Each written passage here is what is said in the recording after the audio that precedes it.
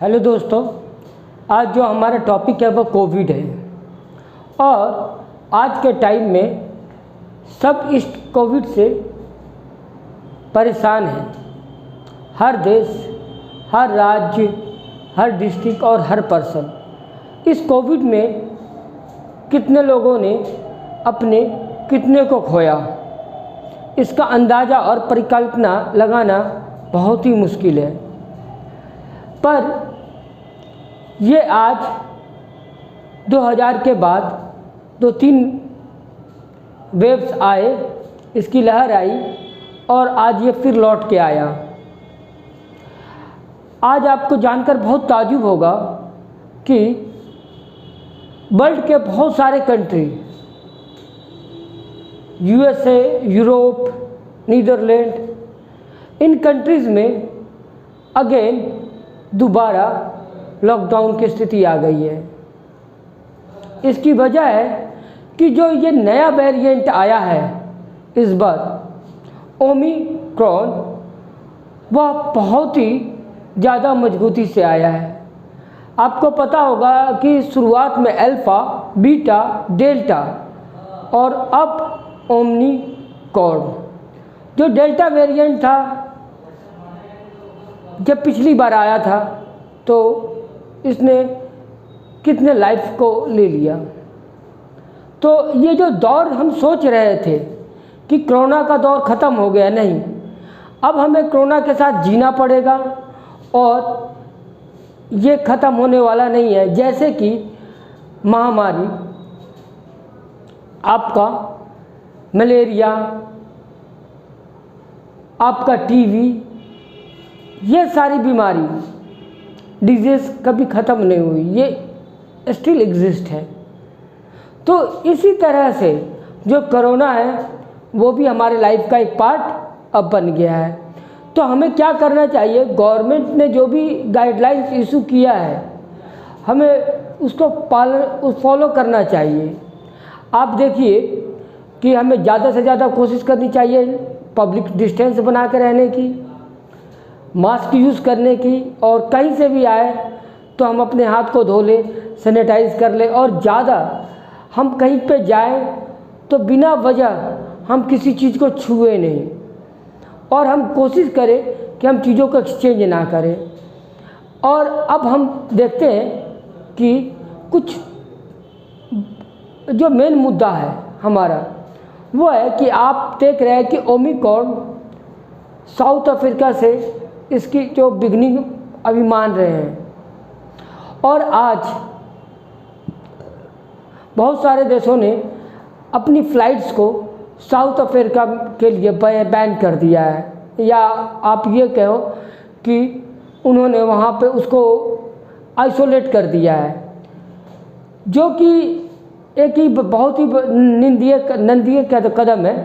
सही कदम तो नहीं मानेंगे, क्योंकि ये जिस कंट्री से आया, चाइना से, चाइना पे तो किसी ने बैन नहीं किया, पर आज साउथ अफ्रीका को बैन किया जा रहा है।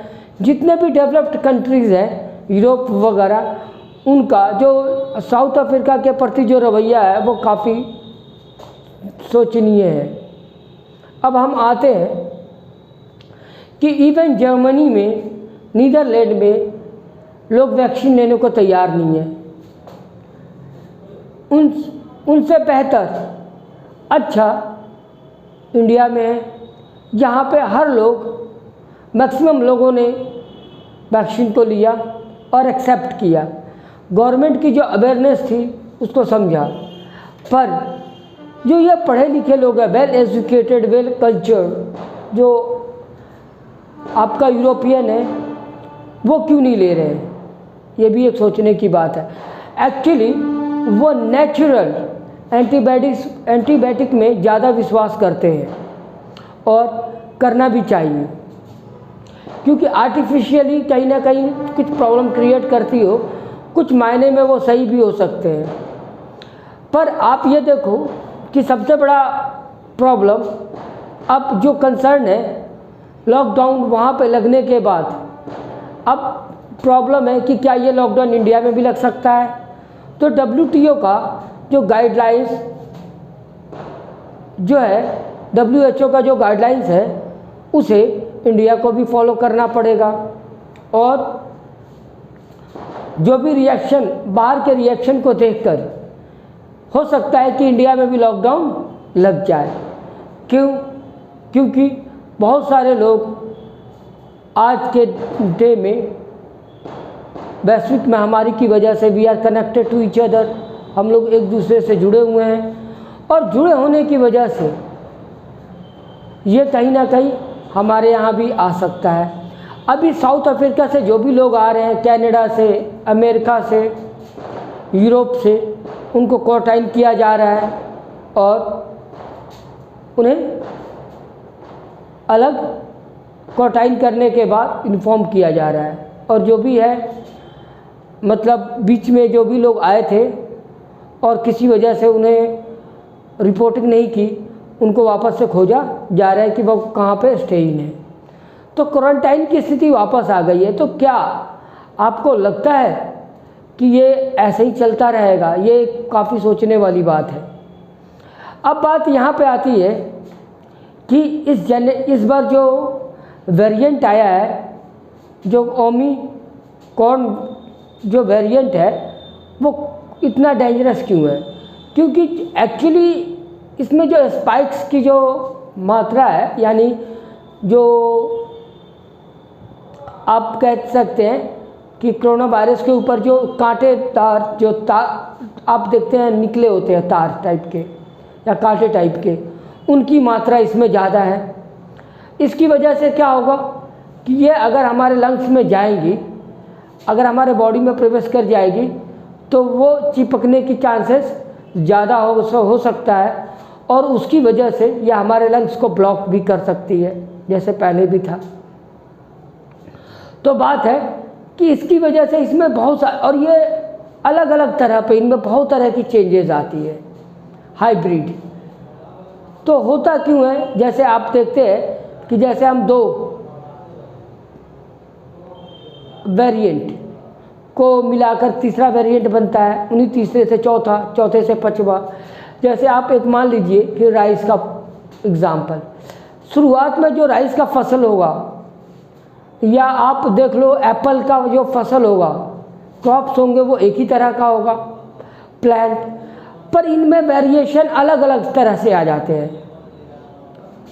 ठीक है, कुछ हरा हो जाते हैं, कुछ बड़े हो जाते हैं साइज़ में, कुछ छोटे रह जाते हैं। तो इनमें वेरिएशन अलग अलग तरीके से होता रहता है, ये चलता रहता है। और चलने के बाद इनकी वैरायटीज़ अलग अलग तरीके से हो जाती है। इसी तरीके से ये डेल्टा, अल्फ़ा, बीटा और आगे ना जाने किस किस तरह से क्या क्या आएंगे। तो हमें क्या करना चाहिए? हमें ज़्यादा से ज़्यादा कोशिश करना चाहिए रियली में कि हम मास्क पहने और अवॉइड करें, और मे बी इंडिया में भी कहीं लॉकडाउन लगने की स्थिति है। तो हमें ज़्यादातर गांव में, इंडिया में प्रॉब्लम ये है कि हमारी हेल्थ सिस्टम उतनी अच्छी नहीं है जितनी अच्छी सिस्टम यूरोप की है। और अगर ये वेरिएंट वाकई अगर बहुत तेज़ी से फैला तो हमारे यहाँ प्रॉब्लम निश्चित तौर पे ज़्यादा है, यानी we are in dangerous position, हम बहुत ही डेंजरस पोजीशन में होंगे। तो हमें अपने हेल्थ सिस्टम को ध्यान रखना चाहिए। इसके साथ साथ ये भी ध्यान रखना चाहिए कि हमें ज़्यादा से ज़्यादा कोशिश करनी चाहिए कि लोगों को भी अवेयर करें। Okay, thank you. मैं प्रमोद कुमार, मॉर्निंग न्यूज़ लिया। और दुनिया के सारे मार्केट, जो भी इक्विटी मार्केट है, शेयर मार्केट है जिसे हम कहते हैं आम भाषा में, वो टूटते चले गए, क्योंकि मार्केट को पता था कि अगर ये आया तो अगेन लॉकडाउन होगा और बहुत सारा नुकसान होगा। क्योंकि जैसे जैसे अर्थव्यवस्था वापस आई थी, वो अर्थव्यवस्था अपनी तेज़ी खो देगी एक बार फिर से। Thank you.